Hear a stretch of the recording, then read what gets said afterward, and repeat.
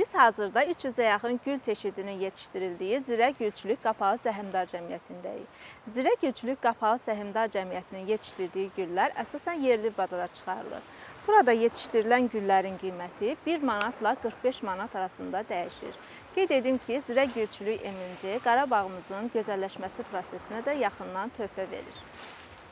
Müəssisə Cənubi Qafqazda ən böyük gülçülük təsərrüfatı hesab olunur. Ərazisi 22 hektardır. Təsərrüfatla tanışlığımız dekorativ ev bitkilərinin satıldığı ərazidən başlayır. Burada yaşıl yarpaqlı və müxtəlif rənglərdə açan güllər gözəllik görmək istəyənləri valeh edir. Qapalı şəraitdə yetişdirilən bu güllərə düzgün qulluq olunduqda daim çiçək açır. Zirə Gülçülüyü Qapalı Səhmdar Cəmiyyətinin mağaza müdürü, 14 ildir bitki mütəxəssisi kimi fəaliyyət göstərən Rufan Əmraslanov təmsil etdiyi müəssisənin ölkəmizdə parkların, iaşə obyektlərinin, ofislərin, həyatyanı sahələrin bitkilərlə bəzədilməsində iştirak etdiyini deyib.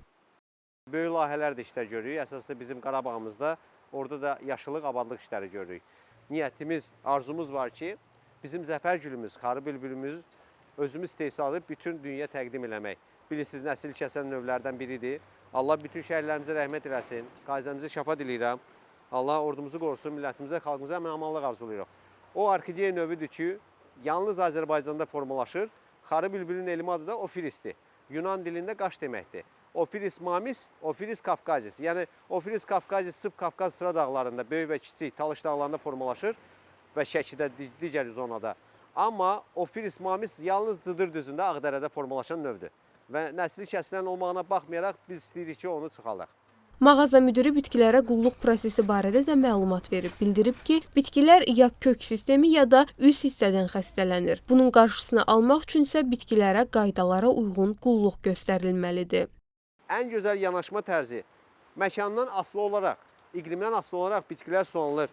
Ən azı dibini yoxlayırıq. Nəmişlik olmayan zaman əlavə olunur su, həm bayırda, həm evdə və qida, gübrə mütləq vermək lazımdır. Mütəmadi olmayaraq profilaktika heç olmasa ayda bir dəfə MPK-lardan istifadə edə bilərsiniz. 7 ildir Zirə Gülçülükdə çalışan İlhamə Rüstəmova güllərə qulluq etməkdən böyük zövq aldığını deyir. Bir var ki, o torpaqda əmələ gəlir, amma bu dibçəydədir. Ən azından dibçəydən çıxartıb torpaqda əkirsən ki, inkişaf eləsin. Dibçəydə o qədər də inkişaf eləmir. Ona görə də biz balaca vaxtından biraz böyüdükcə qabını get-gedə dəyişdiririk ki, bitkilər inkişaf eləsin.